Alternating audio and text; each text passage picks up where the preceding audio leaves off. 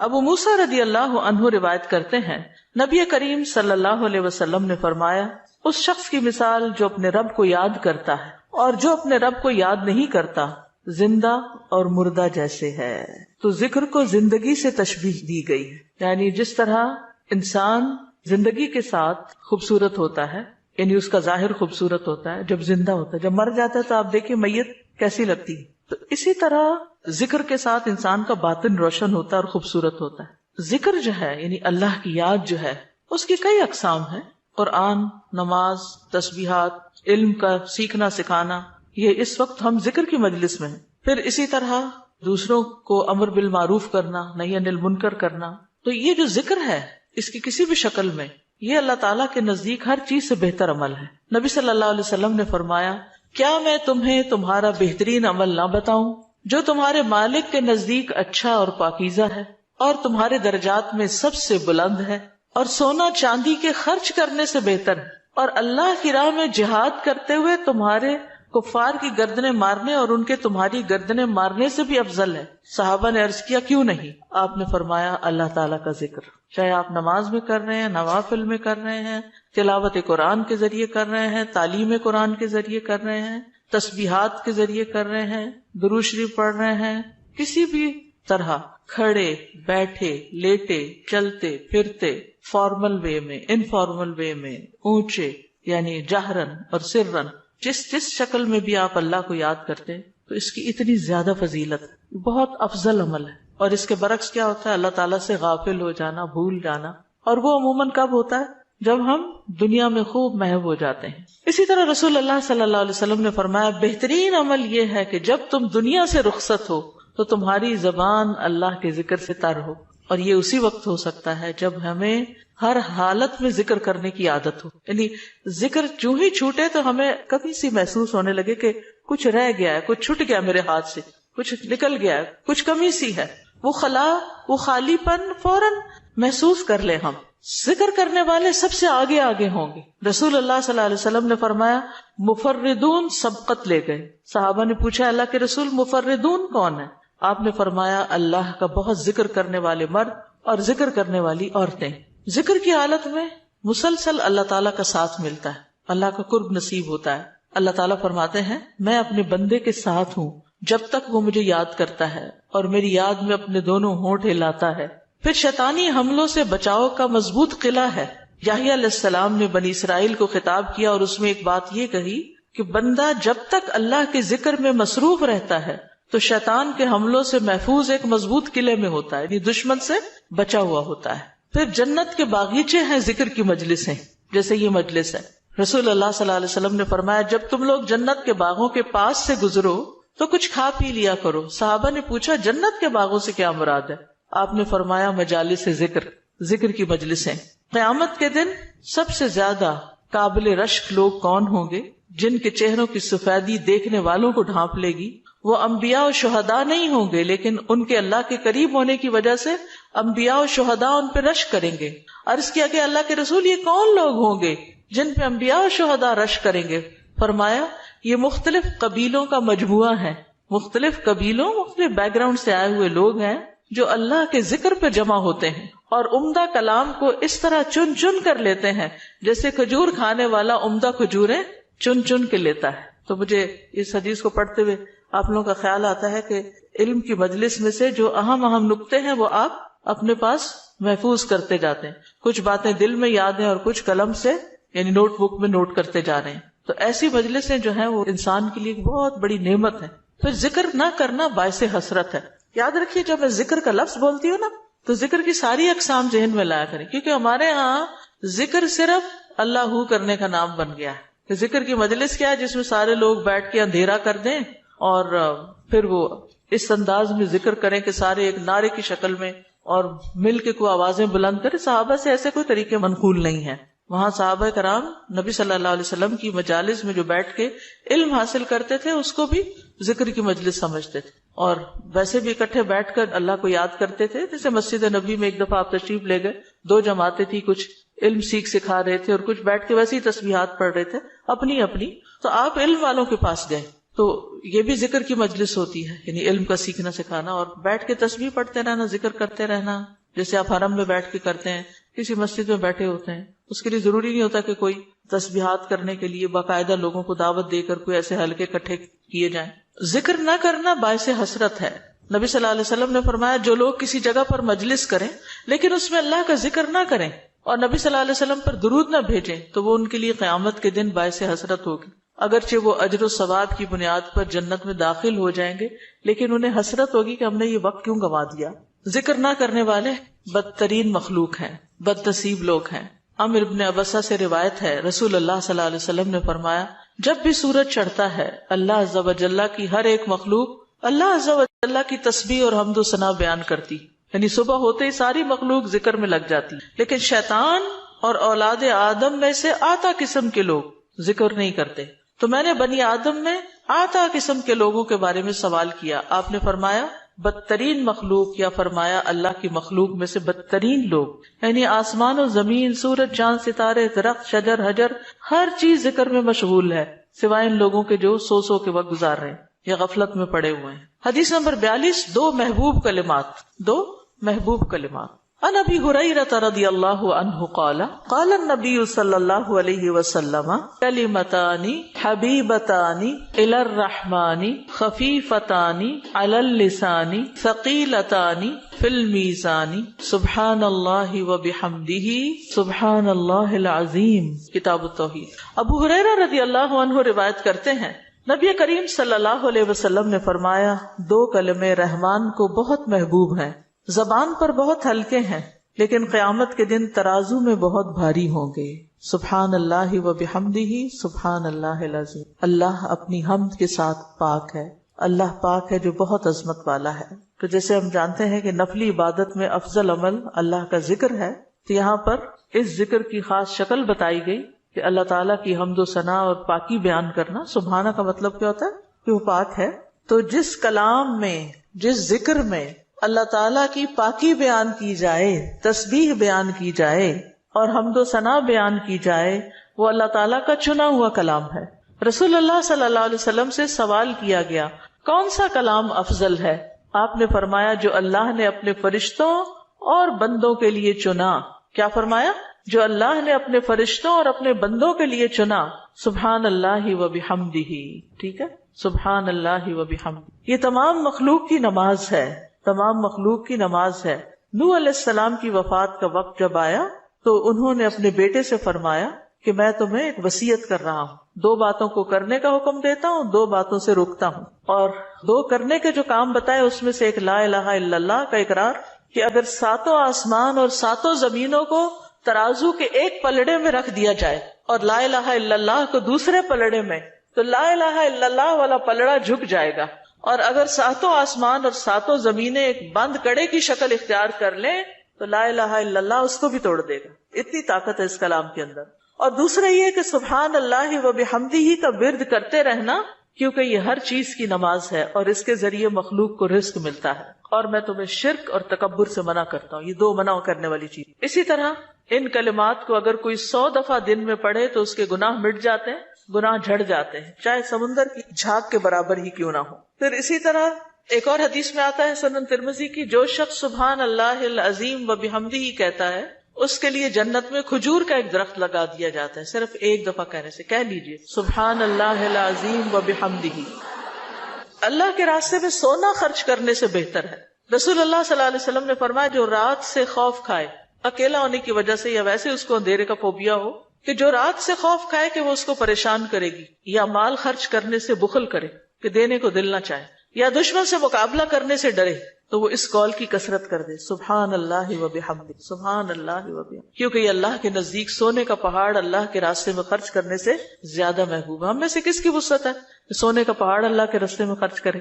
نہیں کر سکتے، تو اس لیے اس کلمے کو ہی زیادہ سے زیادہ پڑھ لینا چاہیے۔ اسی طرح سبحان اللہ، لا الہ الا اللہ، الحمدللہ، یہ کلمات عرش کے ارد گرد چکر لگاتے ہیں اور ان کی بھنبھناہٹ ہوتی، شہد کی مکھیوں کی بھنبھناہٹ کی طرح، اور وہ اپنے ذکر کرنے والے کی اللہ کے ہاں یاد دلاتے ہیں۔ تو آپ نے فرمایا کیا تم میں سے کوئی یہ پسند نہیں کرتا کہ اس کے لیے کوئی ایسا ہو جو ہمیشہ اللہ کے ہاں اس کی یاد دلائی جاتے رہے، یعنی کوئی ایسا طریقہ ہو کہ ہمیشہ عرش کے ارد گرد آپ کا ذکر ہوتا رہے. قیامت کے دن بھی انسان کا بچاؤ کریں گے، یعنی جہنم سے بچانے کے لیے سبحان اللہ والحمد للہ ولا الہ الا اللہ واللہ اکبر. پھر اہل جنت کا ذکر کیا ہوگا؟ ان کے سانس کے ساتھ ان کو تسبیح و تحمید سکھا دی جائے گی کہ بولنا بھی نہیں پڑے گا، سانس لیں گے اور سانس کے ساتھ اللہ کا ذکر جاری ہو جائے گا. یہ جو احادیث میں نے بیان کی، یہ آپ کے پاس کارڈ ہونا چاہیے تسبیحات کی فضیلت والا، اس میں لکھی ہوئی ہیں، دوسروں کے ساتھ بھی شیئر کریں، اور خاص طور پہ بچوں کو ذکر کرنا سکھائیں. ان کے اندر بھی ایک کامنس آتی، ایک سکینت آتی ہے. ہم بعض اوقات یہ سوچتے ہیں یہ تو بچے ہی ہیں، ابتدائی عمر سے، چھوٹی عمر سے کہ چلو یہ پڑھو، انگلیوں پہ گنتے ہیں، اچھا تم نے کتنی دفعہ پڑھ لی، کتنے جنت میں درخت لگائے، تو آہستہ آہستہ ان کو عادت ہو جاتی. پھر ذکر کی ایک قسم اللہ کے نام پڑھنا، اللہ کے نام یاد کرنا. عن ابی ہریرہ ان رسول اللہ صلی اللہ علیہ وسلم قال ان للہ 99 اسما 100 الا واحدا من احصاها دخل الجنہ. کتاب التوحید. ابو ہریرہ رضی اللہ عنہ سے روایت ہے کہ رسول اللہ صلی اللہ علیہ وسلم نے فرمایا، بے شک اللہ کے 99 نام ہیں، 99، ایک کم 100. جو شخص ان سب کو محفوظ رکھے گا، یاد کر لے گا، وہ جنت میں داخل ہوگا. من احصاها، تو احساس سے مراد ان کو گننا، ان کے معنی پہچاننا، ان کے تقاضے کے مطابق عمل کرنا. خالی لکھ کے یا جمع کر کے یاد کر لیا جائے اور مطلب ہی نہ پتا ہو اور اس کے مطابق عمل نہ ہو تو پھر یہ وعدہ نہیں پورا ہوتا. احصاء میں ہر چیز کا جمع ہو جانا ہے، یعنی اللہ تعالیٰ کے ناموں کی حدود کی حفاظت کرنا، ان کو پہچاننا، ان کا معنی جاننا، ان کی فضیلت جاننا، کہاں پڑھنا ہے. امام ابن قیم کہتے ہیں کہ اللہ کے اسماء کو گن کر محفوظ کرنے کے کچھ مراتب ہیں. بندہ جب ان ناموں کو یاد کر لیتا ہے تو وہ جنت میں داخل ہو جاتا ہے، اور یہی اس کی سعادت اور نجات اور فلاح کا مرکز ہے. وہ کہتے ہیں پہلا مرتبہ ان کے الفاظ کو گننا اور شمار کرنا، دوسرا مرتبہ ان کے معنی اور مدلول کو سمجھنا، تیسرا مرتبہ ان کے ساتھ دعا مانگنا. قرآن میں آتا نا وَلِلَّهِ الْأَسْمَاءُ الْحُسْنَى فَادْعُوهُ بِهَا، اور اللہ ہی کے لیے ہیں اچھے اچھے نام، بس تم اس کو ان کے ساتھ پکارو، اللہ کے نام لے کے. جیسے یا حی یا قیوم، یا اللہ، یا رب، یا رحمان، یا رحیم، یا کریم، یا ذی الجلال والاکرام، اور باقی بھی اسی طرح. پھر ہے دعا مانگنے کے 2 مرتبے ہیں. نمبر 1 دعا العبادہ، یعنی اللہ کی تعریف ان ناموں کے ساتھ کرنا. ہمارا رب رحیم ہے، کریم ہے، تو یہ تعریف عبادت کی دعا ہوتی ہے، دعا العبادہ کہتے ہیں اس کو. اور دوسرا ہے دعا المسئلہ، طلب اور مانگنے کی دعا، کہ ان ناموں کے ساتھ پکار کے اللہ کو پھر سوال کرنا. اور اسماء حسنہ کے ساتھ یہ نہیں کہ اپنی طرف سے اللہ تعالیٰ کا کوئی نام بنا کے اور پھر اس سے دعا کرنا، یا موجود، یا ذات، یا شیء، اس طرح کی باتیں نہیں، بلکہ اللہ کے جو پراپر نام قرآن و سنت سے ثابت ہیں ان کے ساتھ دعا مانگنا. تو یاد رکھیے کہ اللہ کی پہچان یہ علم کا پہلا مرتبہ ہے. سب سے پہلے جس کو جاننا چاہیے، جس کے بارے میں ہمیں معلوم ہونا چاہیے کہ وہ کون ہے، وہ اللہ رب العزت. فَاعْلَمْ أَنَّهُ لَا إِلَهَ إِلَّا هُوَ، جان لو کہ اللہ کے سوا کوئی الہ نہیں. یہ علم ہر ایک پر فرض ہے کہ ہمارا خالق کون ہے، ہمارا مالک کون ہے، ہمارا رازق کون ہے، ہمارا معبود کون ہے، ہماری مشکل کشا کون ہے، ہمارا حاجت روا کون ہے، اور جو بھی اللہ تعالیٰ کے باقی نام ہے، پہچان. یہ علم تمام علوم سے افضل ہے، کیونکہ جب ایک انسان، کوئی بچہ، بوڑھا، جوان اللہ تعالیٰ کو جان لیتا ہے نا، تب ہی اس کی زندگی درست ہوتی، تب ہی اس کو واقعی ہدایت ملتی، تبھی وہ اللہ کے لیے سب کچھ کرتا ہے، تبھی اس کے اندر تقویٰ پیدا ہوتا ہے، تبھی وہ حلال حرام کی تمیز کرتا ہے. کیونکہ یہ سب کچھ کرنا اس کے لیے اللہ نے اپنی عبادت کے لیے پیدا کیا، اور اگر ہم اللہ ہی کو نہیں پہچانتے تو عبادت کس کی کر رہے ہیں؟ تو پہلا کام اللہ کی پہچان ہے، اللہ کی معرفت، خود بھی اور اپنی آل اولاد کو بھی اور اپنے آس پاس کے لوگوں. اور اللہ کی پہچان کے لیے اللہ کے ناموں کا علم حاصل کرنا ضروری. پھر اس سے ایمان میں بھی اضافہ ہوتا ہے. جتنا جتنا آپ اللہ کو زیادہ جانتے چلے جاتے ہیں اتنا اتنا آپ کا ایمان بڑھتا ہے. اسی لیے اس کو اشرف العلوم کہا گیا ہے کہ تمام علوم کا سردار ہے یہ. پھر اسی طرح اللہ تعالیٰ کے ناموں کو پڑھنے، یاد کرنے، جاننے، سمجھنے کے بارے میں کچھ اصول و قواعد ہیں. اس میں پہلی بات یہ کہ اللہ کے تمام نام توقیفی ہیں، اس میں عقل کی کوئی گنجائش نہیں، یعنی بذریعہ وحی معلوم ہوئے. ہم اپنے پسند سے اللہ کا کوئی نام نہیں رکھ سکتے. یعنی آپ یہ نہیں کہہ سکتے کہ مجھے اللہ سے بڑی محبت ہے تو میرا دل چاہتا ہے میں اللہ تعالیٰ کا یہ نام رکھ دوں, خود سے کیوں رکھ دوں, یہ نہیں کر سکتے آپ. ٹھیک ہے, کسی انسان کو, کسی بشر کو, کسی جن کو, کسی فرشتے کو یہ اختیار نہیں کہ وہ اپنی مرضی پسند سے اللہ کا کوئی نام رکھ دے اور اس سے اس کو پکارنا شروع کر دے, اور اس کی لاجک صرف یہ دے کہ یہ تو محبت کی بات ہے اور میں محبت سے یوں پکارتی ہوں اللہ کو. نہیں, اس کی اجازت نہیں, کیونکہ جتنا اللہ تعالیٰ خود اپنے آپ کو جانتا ہے ہم نہیں جانتے, اور جتنا اس نے چاہا ہمیں اپنے بارے میں علم دیا, اور وہ علم بھی نبی صلی اللہ علیہ وسلم کے ذریعے ہم تک پہنچا ہے, تو اس کو حاصل کرنے کی کوشش کریں. پھر اسی طرح دوسری بات یہ کہ اس بارے میں کتاب و سنت سے آگے نہ بڑھیں. عقل, رائے, خواہش. امام احمد کہتے ہیں اللہ کی صفت نہیں بیان کی جائے گی مگر وہی جو خود اس نے اپنی ذات کی بیان فرمائی ہے یا رسول اللہ صلی اللہ علیہ وسلم نے بیان کی ہے. ہم قرآن و سنت سے آگے نہیں بڑھیں گے, خود یا کسی عالم یا کسی اور انسان کے بتائے ہوئے نام کے مطابق نہیں کام کریں گے. پھر اگلی بات یہ کہ اللہ کے ناموں میں الحاد سے بچنا چاہیے. الحاد سے, الحاد کا مطلب کیا ہے؟ سیدھے رستے سے ہٹ جانا. لحد ہوتی ہے نا وہ قبر جو بغلی قبر ہوتی ہے, نیچے گڑھا کھودتے کھودتے سائڈ پہ قبر کھودنا شروع کر دیں. تو اس کی بہت سی صورتیں ہو سکتی, جیسے اللہ کے کسی نام کا انکار کر دیا جائے, یا نام جن صفات پر دلالت کر رہے ہیں ان کا انکار کر دیا جائے, جیسے امت میں کچھ ایسے فرقے گزرے ہیں کہ جو یہ کام کرتے رہے ہیں. پھر اسی طرح بغیر تحریف, تعطیل, تکییف اور تمثیل کے اسماء و صفات پر ایمان لانا ضروری. تحریف یعنی خود تبدیلی کرنا, تعطیل یعنی کسی صفت کو معطل کر دینا, تکییف کسی کیفیت کو بتانا, تمثیل یعنی مثال بیان کرنا, ان چیزوں سے بچنا چاہیے. پھر ایک اہم بات یہ بھی یاد رکھیے کہ 99 تو ہمیں بتایا گیا کہ اتنے تو کم از کم یاد کر لو, لیکن یہ یاد رکھیے اللہ کے صرف 99 نیمز نہیں ہیں, وہ اس سے زیادہ ہیں. اس لیے بعض کتابوں میں آپ کو زیادہ بھی ملیں گے, لیکن یہاں مراد کیا ہے کہ یعنی اتنے تو زبانی یاد کر سکتا ہے انسان, یا آسانی سے ہر ایک کو معلوم ہو ہی سکتے ہیں. کیونکہ حدیث میں آتا ہے اسألک بکل اسم هو لک سمیت بہ نفسک وانزلتہ فی کتابک او علمتہ احدا من خلقک او استأثرت بہ فی علم الغیب عندک. اے اللہ میں تجھ سے تیرے ہر نام کے واسطے سے دعا کرتا ہوں, وہ نام جو تو نے اپنی ذات کے لیے رکھے, یا جو نام تو نے اپنی کتاب میں اتارے, یا وہ جو اپنی مخلوقات میں سے کسی کو سکھا دیے, یا وہ نام جو تو نے اب تک اپنے خزانہ غیب میں محفوظ رکھے. اس سے کیا پتہ چلتا ہے کہ کچھ نام تو خزانہ غیب میں ہے. اور جیسے حدیث شفاعت میں آتا ہے نا کہ نبی صلی اللہ علیہ وسلم کو اللہ تعالیٰ قیامت کے دن اپنی حمد و ثنا بیان کرنے کی تعریف کرنے کے لیے وہ کچھ سکھائیں گے جو اس سے پہلے نہیں سکھائی ہوگی وہ تعریف, تو اس کے ذریعے نبی صلی اللہ علیہ وسلم اللہ کی تعریف بیان کریں. یعنی وہ علم ابھی تک نبی صلی اللہ علیہ وسلم کے پاس بھی نہیں, وہ قیامت کے دن دیا جائے گا, جس کی بنا پر آپ اللہ تعالیٰ کی تعریف کریں گے, پھر دعا کریں گے, اور پھر آپ کو شفاعت کا اذن دیا جائے گا, جو شفاعت کبریٰ کی حدیث آتی ہے.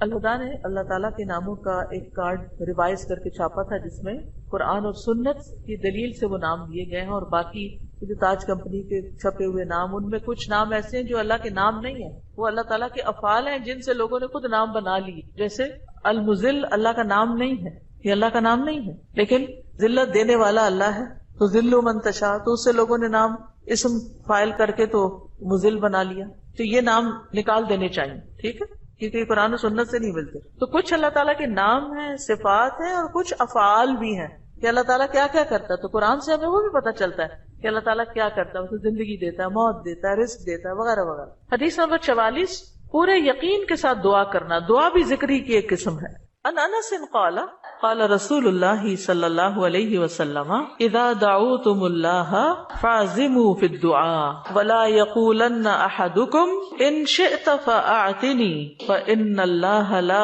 مستکرہ لہ. انس رضی اللہ عنہ روایت کرتے ہیں کہ رسول اللہ صلی اللہ علیہ وسلم نے فرمایا, جب تم اللہ کو پکارو تو پکارنے میں عزم رکھو, یعنی اچھی طرح پکارو, اور تم میں سے ہرگز کوئی یوں نہ کہے کہ اگر تو مجھے چاہے تو عطا کر دے, چاہے تو نہ کرے. یعنی لکھا ہوا نہیں یہاں, لیکن مطلب یہی بنتا ہے, کیونکہ اللہ کو کوئی بھی مجبور نہیں کر سکتا. ٹھیک ہے, تو یہاں دعا مانگنے کا ادب سکھایا گیا ہے کہ دعا پورے یقین کے ساتھ مانگنی چاہیے. یا اللہ تو دے سکتا ہے, تو مجھے عطا کر. یہ نہ کہے تو چاہے تو عطا کر, وہ تو دینے پہ قادر ہے, اس سے پورے یقین اور عزم کے ساتھ دعا کرے. اسی طرح دعا مانگنے کے کچھ اور آداب بھی ہیں. مسئلہ یہ کہ غافل دل سے دعا نہ کرے, کیونکہ اللہ تعالیٰ بے پرواہ دل کی دعا قبول نہیں کرتا. پھر یقین سے دعا کریں کہ قبولیت کا یقین ہو کہ نہیں اللہ تعالیٰ سنتا ہے, یہ نہیں پتہ نہیں سنے گا کہ نہیں، بہت مانگی ہے ابھی تک تو ہماری بات نہیں مانی گئی، پتہ نہیں آگے کیا ہوگا، میری تو سنتا ہی نہیں، نعوذ باللہ ایسی باتیں نہیں کرنی چاہیے. آپ کہ اللہ آپ کے تو بس میں ہے سب کچھ، آپ تو سب کچھ کر سکتے ہیں. پھر اسی طرح بغیر ہچکچاہٹ کے رب سے دعا کرنی چاہیے. کس سے؟ بغیر ہچکچاہٹ کے، پورے یقین سے. نبی صلی اللہ علیہ وسلم نے فرمایا جب تم میں سے کوئی آدمی اللہ کے سامنے اپنی خواہش کا اظہار کرے تو وہ زیادہ سے زیادہ مانگے، کیونکہ وہ اپنے رب سے مانگ رہا ہوتا ہے عز و جل سے، وہ سب کچھ کر سکتا ہے. پھر خشوع و خضوع اور عاجزی سے مانگے. ادعوا ربکم تضرعا وخفیا انہ لا يحب المعتدین. پھر گریا زاری، رو دھو کے مانگے. آپ دیکھیں کس طرح بچے جب انہیں کوئی چیز چاہیے ہوتی ہے تو بلا وجہ بھی رونا شروع کر دیتے ہیں. تکرار اور اصرار سے دعا کریں. نبی صلی اللہ علیہ وسلم بعض اوقات 3 بار ایک دعا دہراتے تھے. آپ نے فرمایا جس شخص نے 3 بار اللہ سے جنت مانگی تو جنت کہتی ہے اللہ اسے جنت میں داخل کر دے، اور جو شخص 3 مرتبہ آگ سے پناہ مانگے تو دوزخ کہتی ہے اللہ اس کو آگ سے پناہ دے دے. پھر دعا میں جلد بازی نہ کریں. تو بندہ جب تک جلد بازی نہ کرے دعا قبول کی جاتی رہتی. یعنی جلد بازی کیا ہے کہ مایوس ہو کے انسان تھک جائے اور دعا مانگنا چھوڑ دے، یہ نہیں ہونا چاہیے. جی استاذہ، جو اللہ تعالیٰ کے جو نام ہے اور جو ان کے صفات ہیں یہ ریلیٹ کرتے ہیں نا آپس میں؟ اس کی ساری صفات اس کے ناموں میں، یعنی ناموں میں ہی اس کی صفات. یعنی ذکر کی ایک قسم جو ہے نا غور و فکر بھی ہے کائنات میں، اور اس کے ذریعے اللہ کو یاد کرنا. کیونکہ جتنی تقصیر ہم کرتے ہیں کمی کوتاہی دعا میں، وہ اسی وجہ سے کرتے ہیں کہ ہمیں اللہ کی پہچان نہیں ہوتی. آپ دیکھیے جب ہمیں لوگوں کی پہچان ہوتی ہے نا کہ کون کتنا سخی ہے تو ہمیں اس سے اسی کے مطابق توقع ہوتی. امی سے عیدی اتنی ملے گی اور ابا سے اتنی ملے گی، کیونکہ ہم دونوں کا مزاج پہچانتے ہیں کہ کون کتنا دیتا ہے. اسی طرح خالہ مامی دادی سب کا پتہ ہوتا ہے کہ کون کیا کرتا ہے. تو اگر انسانوں کا تھوڑا بہت ہمیں پتا ہوتا ہے اور اس کے مطابق ہی ہماری ایکسپیکٹیشن ہوتی ہے، تو جس کو اللہ کا پتا چل جائے کہ وہ کیا عظیم ہستی ہے، پھر اس کی دعا کی ایکسپیکٹیشن کتنی بڑی ہوگی کہ وہ کیا کچھ نہیں دے سکتا اور کیا کچھ اسے مانگنا چاہیے. وہ تو کبھی مایوس ہی نہیں ہو سکتا انسان. اساتذہ السلام علیکم. یہ جو ہم لوگ الہدا میں بھی پڑھاتے ہیں نسلوں کا یوم، اس کے اندر بھی یوم عزو آتا ہے، تو کیا کوئی نیا ورژن ہے جس؟ بالکل نیا ورژن بھی ہے، کارڈز لے لیجئے، اور نئے ورژن کی ریکارڈنگ بھی ہم نے کروا لی ہوئی ہے. ساز محترم یہاں پہ آپ نے ابھی فرمایا نا کہ تو چاہے تو عطا کر، یہ نہیں کہنا چاہیے، تو اس کی تھوڑی سی وضاحت کر دیں کیونکہ میرے ذہن میں بھی آ رہا ہے کہ ہم جب یہ کہتے ہیں، آپ نے بھی فرمایا نا کہ تو جو چاہے وہ عطا کر دے، ہمیں یہ نہیں کہنا چاہیے تو چاہے تو عطا کر دے. ہاں اگر تو چاہے تو عطا کر دے. اس کی تھوڑی سی وضاحت کر دیں کیونکہ میرے ذہن یعنی اس کا مطلب یہ ہے کہ مثلا مجھے گھر چاہیے، اللہ اگر آپ کی مرضی ہے تو دے دیں، نہیں تو نہ سے. یہ نہیں کہنا چاہیے. بندوں کے ساتھ ہم ایسے معاملے کر رہے ہوتے ہیں نا، دینا تو دو نہیں تو نہ دو، تو اللہ کے ساتھ ایسے نہیں کرنا، یہ بے ادبی ہے. استاذہ یہ جو آپ نے کہا کہ جس کا آخری کلام لا الہ الا اللہ ہوگا تو وہ جنت میں جائے گا، جیسے ہماری آنٹی حالت نیزہ سے 2 دن پہلے ہم نے ان کو پڑھایا، انہوں نے ورد کیا، اس کے بعد وہ کومے میں چلے گئی، تو ان کے لیے ہم یہ امید رکھ سکتے ہیں کہ ان کا آخری کلام یہی ہے لا الہ الا اللہ؟ یعنی آخری بات جو کی وہ لا الہ الا اللہ تھی، چاہے اس کے بعد 1 دن بعد فوت ہوئے یا 2 دن بعد. اور ایک اور بات، بعض اوقات قومے میں ہوتے ہوئے بھی سن رہے ہو، اور کئی لوگوں کا یہ پتہ چلتا ہے کہ وہ آہستہ آہستہ زبان بھی ہلا رہے ہو، اور کئی لوگوں کا یہ بھی میں نے سنا ہے، مطلب لوگوں کے ڈیتھ کے جو حالات واقعات سنتے ہیں کہ بے ہوشی تاری رہی اور فوت ہونے سے تھوڑی دیر پہلے آنکھیں بھی کھولی اور منہ بھی ہلایا اور پھر دوبارہ چلے گئے. تو یہ اللہ کی دی ہوئی توفیق ہے، ہمیں توفیق مانگنی چاہیے کہ اللہ ہمارا آخری کلام لا الہ الا اللہ. آپ نے بھی ذکر کیا ہے، ذکر کا فضیلت بیان کی ہے، تو مجھے یہ بات سمجھ آئی ہے کہ جب ہم لوگ دن رات میں ذکر کرتی ہیں، ہماری زبان تر رہتی ہے ذکر سے، جوارے اس چیز کی گواہی دیتے ہیں، تو وہ جو ہے آپ کا جو اندر احساس ہے وہ یہ ہوتا ہے کہ ہمارا ٹائم ویسٹ نہ ہو، ٹھیک ہے، اور ہم لوگ جو ہے نا فضولیات سے وہ اجتناب کرتے ہیں اس چیز کو کہ ہم نے ذکر کرنا ہے، اپنی نیکیوں کو اضافہ کرنا ہے، خیر و برکتیں مانگنی ہے. کیا یہ چیز جو ہے ہمارے خشوع و خضوع میں اضافہ کر سکتی ہے؟ ذکر کے تو بہت سی برکات ہیں، اور اس میں سے یہ بھی ہے 2 چیزیں جو ہے نا ذکر میں بڑا فائدہ دیتی ہے. ایک ہے کہ ٹارگٹ ڈیلی سیٹ کرے، جیسے 100 دفعہ یہ سبحان اللہ و بحمدہ کہا گیا، یہ منیمم بیئر منیمم ہے کہ آپ یہ 100 دفعہ سورج نکلنے سے پہلے اور سورج غروب ہونے سے پہلے پڑھ لیں عصر کے بعد. پھر اسی طرح یہ ہے کہ نبی صلی اللہ علیہ وسلم دن میں 70 سے 100 بار استغفار کرتے. ٹارگٹ سیٹ کر لیں کہ میں نے لازمی یہ تو کرنا ہی کرنا ہے، اتنا تو کرنا ہے، زیادہ ہو جائے تو بہت ہی اچھا، کیونکہ حدیث میں آتا ہے نا طوبی لمن وجد الاستغفار فی صحیفتہ، کہ خوشخبری ہے اس کے لیے جو اپنے اعمال نامے میں استغفار کی کثرت پائے. پھر آپ دیکھیے درود شریف ہے، اگر کوئی اپنی ساری دعا کو درود شریف ہی بنا لے تو اس کے لیے ہر چیز کافی ہو جاتی. کم از کم ایک تسبیح درود شریف کی، اور اگر وہ نہیں نصیب تو صبح 10 دفعہ، شام 10 دفعہ، دن کا آغاز اختتام تو لازمی درود شریف کے ساتھ ہو. پھر اسی طرح لا حول ولا قوت الا باللہ ہے جنت کے خزانوں میں سے. اگر ہمیں دنیا کا کوئی خزانہ بتایا جائے تو ہم لوٹنے چلے جائیں اس کو، ٹھیک ہے، جنت کا خزانہ ہے وہ اکٹھا کرنے کے لیے. اس کی تسبیح کر لیں، لا الہ الا انت سبحانک انی کنت من الظالمین، کم از کم 100 دفعہ پڑھ لیں. 100 دفعہ نہیں، 10 دفعہ ہی رکھ لیں، لیکن ڈیلی پڑھیں. پھر اسی طرح سبحان اللہ والحمد للہ ولا الہ الا اللہ واللہ اکبر. اس کی بے پناہ فضیلت اور اس کی بے شمار فضائل ہیں اگر اس کی ایک تسبیح آپ کر سکیں. اب یہ ہے کہ اتنا کچھ اوور ویلمنگ ہو جاتا ہے، یہ بھی کر لو، یہ بھی کر لو، یہ بھی کر لو. کچھ چیزیں صبح کے وقت کے لیے رکھ لیں، کوئی دوپہر کے لیے رکھ لیں، کوئی شام کے لیے رکھ لیں، کوئی کہیں اگر آپ آتے جاتے ہیں اس کے لیے رکھ لیں، کوئی کسی کام کے ساتھ باندھ لیں. اگر آپ نے ٹارگٹ سیٹ کر لیا نا کہ یہ تو کرنا ہی کرنا ہے تو انشاءاللہ کر بھی لے گی. اگر کسی وجہ سے کوئی آگے پیچھے ہو بھی گیا تو رات کو سونے سے پہلے کر لیں. اگر ایک دن کچھ کمی بیشی ہوگی اگلے دن پورا کر. اپنے اوپر پابندی آپ نے خود لگانی کہ یہ تو میں نے کرنا ہے، ٹھیک ہے. دوسری چیز یہ ہے کہ اگر نہ کریں تو پھر اس پر اپنے آپ کو پنش بھی کریں، اس کے عوض کچھ صدقہ کریں، کیونکہ اپنی عادتوں کی اصلاح خود ہی کرنی. روزہ رکھیں، یعنی کمپنسیٹ کریں اپنے آپ کو، کیونکہ انسان کے جسم کے ہر جوڑ پہ روز صدقہ واجب ہوتا ہے. تو یہ تسبیحات جو ہیں وہ جوڑوں کا صدقہ بھی ہیں، ٹھیک ہے. تو اوقات مقرر کریں، اپنے لیے خود مقرر کریں، خاص طور پر جو مسنون تعداد آئی ہے اس کی پابندی کریں. اور باقی یہ تو ویسے کی تسبیحات ہیں نا، لیکن جو صبح شام کے اذکار ہیں ان کی پابندی کریں. رات کو سوتے وقت کے اذکار کی پابندی، گھر سے نکلتے آتے جاتے اٹھتے بیٹھتے سارے دن کے جو مسنون اذکار ہیں. دعا کیجئے، کتاب کس کس کے پاس ہے؟ الحمدللہ سب کے پاس ہے. اس میں زندگی کے مختلف مواقع پر جو دعائیں کی جاتی، دعا جو وہ بذات خود ایک ذکر کی قسم، ٹھیک. فَإِذَا قَالَ سُبْحَانَكَ اللَّهُمَّ وَبِحَمْدِكَ وَأَثْنَى عَلَى اللَّهِ تَعَالَى بِمَا هُوَ أَهْلُهُ فقد خرج عن الغفلة التي هي حجاب أيضا بينه وبين الله تعالى وأتى بالتحية والثناء الذي يخاطب به الملك عند الدخول عليه تعظيما له وتمجيدا ومقدمة بين يدي حاجته فكان في هذا الثناء من أدب العبودية وتعظیم المعبود ما يستجلب به اقبالہ علیہ ورضاہ عنہ واسعافہ بحوائجہ. دعائے استفتاح. پھر جب وہ سبحانک اللہم و بحمدک یعنی پاک ہے تو اے اللہ اور سب تعریف تیرے ہی لیے ہے کہتا ہے اور اللہ تعالیٰ کی ثنا بیان کرتا ہے جو اس کی شان کے لائق ہے، تو وہ اس غفلت سے بھی باہر نکل آتا ہے جو اس کے اور اللہ تعالیٰ کے درمیان رکاوٹ تھی. وہ اس کی تعظیم اور بزرگی بیان کرنے کے لیے اپنی ضرورت سے پہلے بطور تمہید ایسا تحیہ اور تعریف بجا لائے گا جس طرح بادشاہ کے پاس داخل ہوتے وقت مخاطب کیا جاتا ہے. چنانچہ یہ تعریف بجا لانا عبودیت کے آداب میں سے ہے اور معبود کی تعظیم ہے جس کے ذریعے وہ معبود کو اپنی طرف متوجہ کر لے گا اور اس کی رضا پا لے گا اور اپنی حاجات میں اس کی مدد حاصل کر لے گا.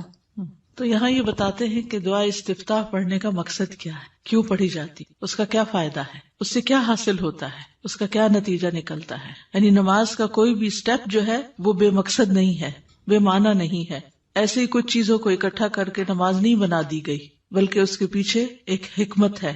فَإِذَا قَالَ سُبْحَانَكَ اللَّهُمَّ وَبِحَمْدِكَ پھر جب وہ کہتا ہے سبحانک پاک ہے تو، اللہم اے اللہ، وَبِحَمْدِكَ اور ساتھ تیری تعریف کے یا سب تعریف تیرے لیے ہے، وَأَثْنَى عَلَى اللَّهِ تَعَالَى اور وہ ثنا بیان کرتا ہے اللہ سبحانہ تعالیٰ کی، بما ہوا اہلہ جس کا وہ اہل ہے، فقد خرج عن الغفلۃ تو تحقیق وہ غفلت سے نکل آتا ہے، التی ہی حجاب ایضا بینہ و بین اللہ تعالی وہ غفلت جو حجاب ہے، ایک پردہ ہے، ایضاً بھی یعنی وہ بھی ایک پردہ ہے اس بندے کے درمیان اور اللہ تعالی کے درمیان. یعنی تعریف شروع کرتے ہی انسان غفلت سے باہر آ جاتا ہے. وہ عطا بالتحیۃ والثناء اور وہ پیش کرتا ہے تحیہ سلام اور ثنا تعریف، الذی وہ جو یخاطب بہ الملک جس سے بادشاہ کو خطاب کیا جاتا ہے.